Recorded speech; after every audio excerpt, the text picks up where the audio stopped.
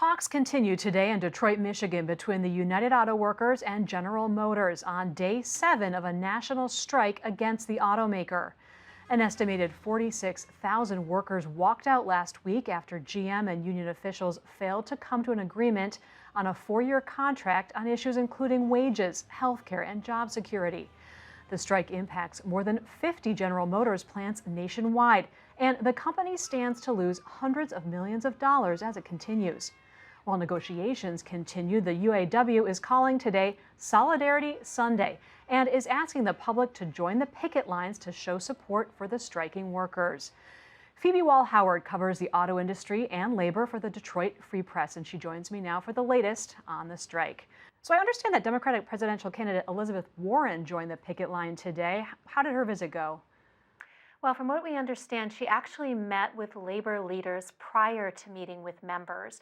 And when she arrived at the plant in Detroit, she met primarily with members. It wasn't about giving a speech. She made slight remarks, perhaps not even 10 minutes. But hundreds of people, hundreds, came to this location, and her remarks focused on what she said, holding General Motors accountable. And by that, members say this is a company that received a bailout during the economic downturn from taxpayers, and today is seeing record profits as executive wages continue to grow. The workers say, it might be time to revisit their benefits and their pay as well. How are they doing? How's morale? What's interesting is workers say they're not angry, they're sad. They're very serious about holding out in negotiations, but this is a group of people, approximately 46,000, very, very loyal to this company. What are the major sticking points that need to be resolved? Salary, of course, and benefits. Healthcare is perhaps the biggest issue for UAW members, in that they will say they're in a factory environment. They have injured knees, injured arms, injured necks, injured hips, and they use healthcare benefits unlike many, many others. In addition, they do not want to pay a bigger copay, as many Americans do today. Primarily, another sticking point would be temporary workers. The Detroit Three depend quite a lot on temporary workers. They do not qualify for the benefits, the vacation, retirement. So you may have two workers side by side earning very, very different wages. So the companies say these workers are essential for holding costs down and being competitive with the non-Detroit Three. And I mean, in a way, this breakdown in talks, it's not over new issues. I mean, it's been really years in the making, right?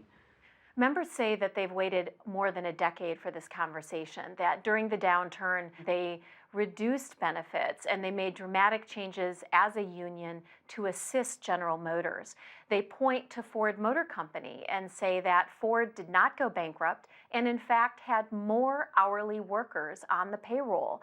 So the GM employees will say, wait a minute, we've taken some big hits here, and it is time to circle back and revisit benefits and pay. Meanwhile, there's this federal corruption probe of the union that's going on. How is that playing into all of this? The federal probe, corruption, indictments, convictions has been devastating for members and heartbreaking, frankly. So you have people who've gone to prison. We're approaching nearly a dozen under the microscope and convicted and pleaded. However, what the members will say is that they count on their local leadership, and that's what gives them confidence that local leaders will be in charge of ratifying this contract. So any questions raised by the international are then addressed by the local leadership. But the investigation is real, the impact is serious, and the members say they really do feel betrayed. However, they don't see an answer. They feel organizing is essential for fair and equitable treatment long term.